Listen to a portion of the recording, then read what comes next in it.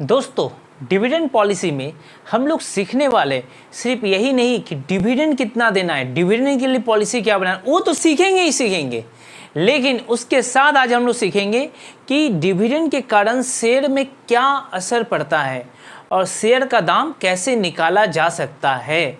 मतलब dividend policy तो chapter है, लेकिन डिविडेंड पॉलिसी हमें ये भी सिखाने वाला है कि शेयर का दाम कैसे निकाला जाएगा और इस शेयर का दाम निकालने में डिविडेंड का क्या भूमिका होने वाला है। तो इसके ऊपर अलग अलग एक्सपर्ट का अलग अलग मत है, जिसमें आज हम लोग वाल्टर जी के बारे में पढ़ेंगे। वाल्टर जी का दिया हुआ एक फार्मूला है, उस फार्मूला के अकॉर्डिंग हम लोग सबसे पहले एक सवाल बनाएंगे। सवाल बनने के बाद हम लोग जानेंगे कि इस सवाल के माध्यम से वाल्टर जी बोलना क्या चाहते हैं, आखिर उनका उद्देश्य क्या है और ये फार्मूला बना कैसे। तो चलिए शुरुआत करते हैं। इस बार थ्योरी थोड़ा बाद में पढ़ेंगे, प्रैक्टिकल थोड़ा पहले कर लेते हैं। तो प्रैक्टिकल के लिए देखिए, सबसे पहले एक सम दिया हुआ है। सर ये सम क्या है, तो सम पढ़े तो यहाँ पर देखिए सम के ऊपर क्या लिखा है हम आपको बताते हैं। लिखा हुआ है ना, the earning per share of A company is 10। बोला सर ये 10 पे क्या है, बोला अर्निंग पर शेयर है बच्चा। अर्निंग पर शेयर का मतलब सबको पेमेंट करने के बाद, भुगतान करने का, डिवेंचर होल्डर को इंटरेस्ट दे दिए, मतलब जिसको जो देना था दे दिए, लास्ट में जो बचता है ना वो हकदार होता है उसका इक्विटी शेयर होल्डर, सबसे लास्ट में बचता है। तो इक्विटी शेयर हक के ऊपर कितना आया, तो बोला एक शेयर्स, जिसके पास एक शेयर्स है ना मुन्ना, एक शेयर्स के ऊपर उसे 10 रुपया का फ़ायदा मिलेगा, या तो उससे 10 रुपया का इनकम होगा, या उसके लिए 10 रुपया बचा हुआ है। ओ अच्छा, 10 रुपया बचा हुआ है, हाँ। तो ई से होता है ईपीएस, ईपीएस माने अर्निंग पर शेयर।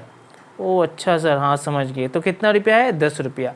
अब 10 रुपया को इक्विटी शेयर चाहे तो अपने घर लेके चले जाए डिविडेंड के रूप में, चाहे तो बिजनेस में रहने दे कि बिजनेस उस पैसा को री इन्वेस्टमेंट करेगा, जिससे बिजनेस का ग्रोथ होगा और आगे चलकर हो सकता है कुछ फ़ायदा मिले।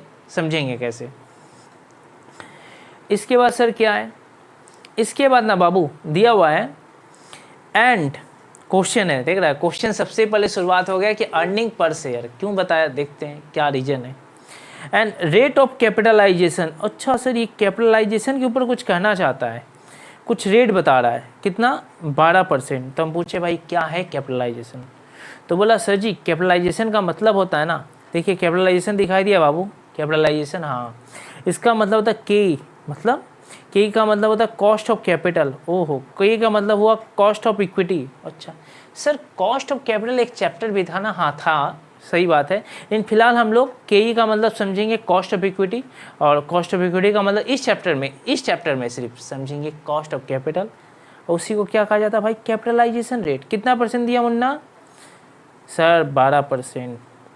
लेकिन सर इसका तो मतलब ही बताइए ना और अच्छा से। हाँ सुनो, इसका मतलब होता है कि इक्विटी शेयर होल्डर बोर्ड है ना कि हम लोग का हक में आया है, सबको बांटने उठने के बाद कितना रुपया, 10 रुपया। इस 10 रुपया को हम आपको रखने देंगे, हमें कोई दिक्कत नहीं, आप रखिए मेरा पैसा रखिए, कुछ नहीं बोलेंगे। लेकिन एक बात बताइए सर, हम लोग चाहते हैं कि इस पैसा को अगर मार्केट में किसी को भी दे देंगे ना, तो उसके बदले हमको 10% रिटर्न करेगा। 10% मतलब अगर हम 100 रुपया मार्केट में रखेंगे ना, कहीं भी किसी को दे देते हैं, तो कम से कम तो हमको 10 रुपया मिल ही जाएगा भाई मार्केट से, मतलब 100 का 10, अच्छा 200 का 20। तो ये बताना चाहता है कि मार्केट में ऐसा रिटर्न दे रहा है, मार्केट में अगर हम इन्वेस्टमेंट दूसरी जगह पर करते हैं, तो अगर अपने कंपनी में ना करके। बोला अच्छा बाहर का ये रोल है, बोला हाँ।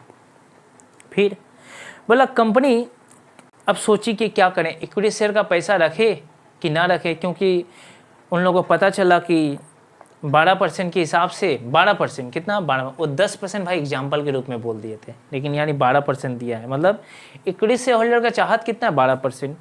तो सर कंपनी बोली एक काम करते हैं, ईपीएस का जो 10 रुपया है ना, ये 10 रुपया ईपीएस का पूरा नहीं रखते हैं, 60% डिविडेंड के रूप में बांट देते हैं। देखो डिविडेंड पे आउट रेशियो दे दिया, मतलब ओह अच्छा, मतलब सर ये जो 10 रुपया है इसका 60%, मतलब हाँ, मैंने 6 रुपया क्या दे दिया, डिविडेंड, डी से डिविडेंड पर शेयर, देखा। अच्छा तो सर फॉर्मूला क्या बना, 10 क्या है ईपीएस इंटू 60 क्या था, डिविडेंड पे आउट रेशियो। बस सर मैंने आप पहले सवाल बनाए फिर जाकर फार्मूला बनाया, हाँ तब तो समझ में आएगा ना फार्मूला कैसे बना। और ये भी पता चल गया डी का मतलब डिविडेंड। ओह वाह, ठीक है सर। फिर बोला ये सब राम ना करने के बाद जो भी लिखा हुआ है, मार्केट प्राइस निकालो शेयर्स का। किसका? शेयर्स का। कि मार्केट प्राइस ऑफ शेयर्स कैसे निकलेगा। हम बोले सर पूरा कोशिश करेंगे मार्केट प्राइस शेयर का मार्केट प्राइस निकालने के लिए, ऐसा बात नहीं हम बैठे नहीं रहेंगे। बोले ठीक है। फिर इसके बाद बोला गया ये जो मार्केट प्राइस निकालिएगा ना, ये वाल्टर के अनुसार निकालिएगा। वाल्टर जी जैसे बोलने वैसे, किसी और का रूल नहीं फॉलो, जैसे गॉर्डन वाला मत फॉलो करिए। गॉर्डन वाले जब पढ़ाएंगे तब पढ़ाना। अभी बोला वाल्टर जैसे बोला वैसे करो। हम बोले ठीक है, वाल्टर देखते हैं क्या बोला। तो वाल्टर जी का बोले पता है, वाल्टर जी बोले ना कि ऐसे पहले डी लिखो। हम बोले ठीक है। फिर ई माइनस डी, ऊपर आर, नीचे के ई, फिर नीचे की। ऐसा जी का केमिस्ट्री बन रहा है कहाँ? नहीं, केमिस्ट्री नहीं बनना है मेरे बाबू। ये जो नाम लिखे ना, इस नाम का कुछ मीनिंग है, कुछ मतलब है। जैसे देख डी ई के ई जो दिया, देख डी का मतलब, ई का मतलब, के ई का मतलब। और सर आर नहीं बताएं? आर फॉर्मूला में भी था आर। ओह अच्छा, फॉर्मूला में भी है ना। तो पढ़ते हैं, लास्ट लाइन बाकी है। ये कुछ रिटर्न बता रहा है 15%। मतलब कंपनी बोला ना आप लोग का चाहत कितना था, आप लोग का चाहत था 12%। 12% देखिए, 12% आप लोग का चाहत था, जिसको 0.12 भी बोलते हैं। हम आपको, मेरे पास क्षमता है इतना, हम आपको 15% रिटर्न दिलाएंगे। 15%।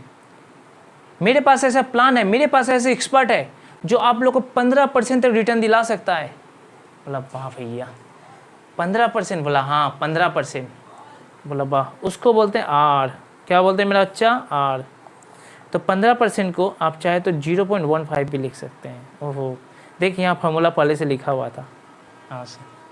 तो अब इस फार्मूला के अंदर जो जो चीज़ है, तो सर क्वेश्चन देने का मतलब क्या? क्वेश्चन ये बताना चाहता था आपको निकालना वाल्टर के अनुसार मार्केट प्राइस शेयर्स का। उसके लिए जो जरूरी इन्फॉर्मेशन है ना, वो क्वेश्चन दे दिया और हम पता भी कर लिए। अभी पता किए ना, दिया हुआ है। हाँ सर। अब क्या करना है? कुछ नहीं, इस फॉर्मूला में पुट करना है। तो आप लोग पहले खुद से पुट कीजिए, जल्दी पुट कीजिए, फिर हम बताते हैं। हम तो बाबू पुट कर देंगे, मेरे को कोई दिक्कत नहीं है, लेकिन आप लोग नहीं सीख पाएंगे। तो आप लोग पहले कोशिश कीजिए।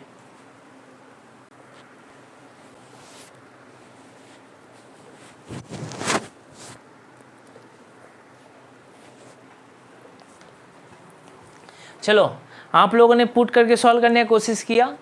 नहीं किया? बस वीडियो ऐसी भगा भगा के देखो, क्या बोलेंगे।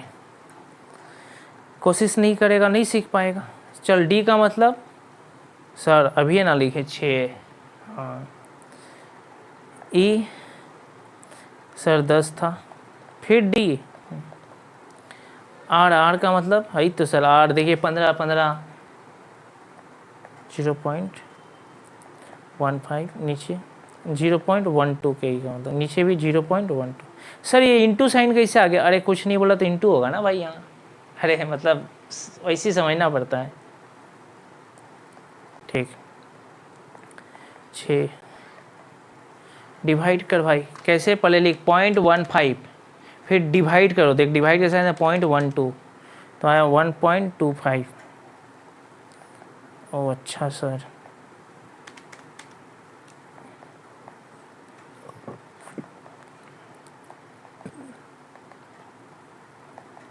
ग्यारह डिवाइड बाई 0.12 तब आ जाएगा हमारा MPS 11 डिवाइड बाई 0.12। तो देखिए MPS कितना है? 91.67। तो वाल्टर जी ने जो फार्मूला दिया उसके अनुसार हम लोग निकाल दिए। क्या निकाल दिए? शेयर का मार्केट प्राइस निकल गया। ऐसे निकलता है वाह, मतलब इस फार्मूला से इस तरीके से निकाला जाता है। अब रहा दूसरा बात, इस फार्मूला के माध्यम से वाल्टर जी क्या कहना चाहते हैं? वाल्टर जी कहना ये चाहते हैं बाबू कि आप लोग का चाहत कितना था इक्विटी से होल्डर का? सिर्फ 12% मुन्ना, सिर्फ कितना परसेंट? 12%। और तो चाहत था नहीं, 12% का चाहत रखता था। और हमारा औकात था कितना? हम आपको 15% रिटर्न दिला सकते थे। इतना औकात रखते हैं। जब औकात ज़्यादा है तब डिविडेंड कम से कम देना चाहिए था मेरे को। क्यों? डिविडेंड अगर कम देते हैं, जैसे कि यहाँ पर क्या हुआ भाई, 10 रुपया मेरे पास था, 6 रुपया डिविडेंड बांट दिए, 6 रुपया चला गया, हाथ में कितना बचा? सिर्फ 4 रुपया। अब 4 रुपया अगर इन्वेस्टमेंट करेगा भाई, और इन्वेस्टमेंट करके कितना मिलेगा? 15%। तो कम इन्वेस्टमेंट किया ना, री इन्वेस्टमेंट कम हुआ। तो आप बताइए, ये तो अच्छा बात नहीं है भाई। जब मेरे पास अपॉर्चुनिटी हम ज़्यादा दिला सकते हैं, मेरे पास आ सकता है, ज़्यादा दिलाएंगे, कंपनी का भी भला होगा, कंपनी भी ग्रोथ करेगी, इक्विटी शेयर होल्डर भी खुश होगा। अब खुश होगा तो मतलब शेयर का दाम बढ़ेगा। तो मतलब हमारी कंपनी ने गलत डिसीजन लिया है। क्या गलत डिसीजन है? 6 रुपया डिविडेंड देने का। वाल्टर बोलता है आपको 1 रुपया भी डिविडेंड नहीं देना चाहिए, या तो कम से कम देना चाहिए, बहुत कम देना चाहिए। क्यों? क्योंकि आपके पास मौका था ना, आप उसको ज़्यादा रिटर्न दिला सकते थे। अच्छा सर, तो एक बात बताइए हमको, यहाँ पर जो मार्केट प्राइस पर शेयर आया हम लोगों का 91.67, अगर हम लोग 60% डिविडेंड नहीं देकर, जो यहाँ 60% है, नहीं देकर 50 देते, 40 देते, 30 देते, 20 देते या नहीं देते, तो क्या इससे ज़्यादा दाम मिलता शेयर्स का? निकलता? हाँ निकलता। प्रूव करके दिखाइए। प्रूफ भाई अब दूसरे क्लास में होगा, आज नहीं होगा, दूसरे क्लास में होगा। वीडियो को कंटिन्यू देखिएगा तो चलाएगा। दूसरा, सर ये फॉर्मूला बना कैसे बताइए, तो वो भी सिखाएंगे। आज सब नहीं सिखा पाएंगे। आज सबसे पहले जो भी सवाल हुआ इसी को प्रैक्टिस कीजिए, आगे चलकर होमवर्क भी देंगे, प्रूफ भी करेंगे और वाल्टर बताएंगे जो बोला है सही बोल के, और फॉर्मूला भी समझाए। तब तक वीडियो को अभी लाइक कीजिए और वीडियो को ज़्यादा से ज़्यादा दोस्तों के साथ शेयर कीजिए, ताकि हम आपके लिए और ज़्यादा वीडियो बना पाएँ मेरे दोस्त।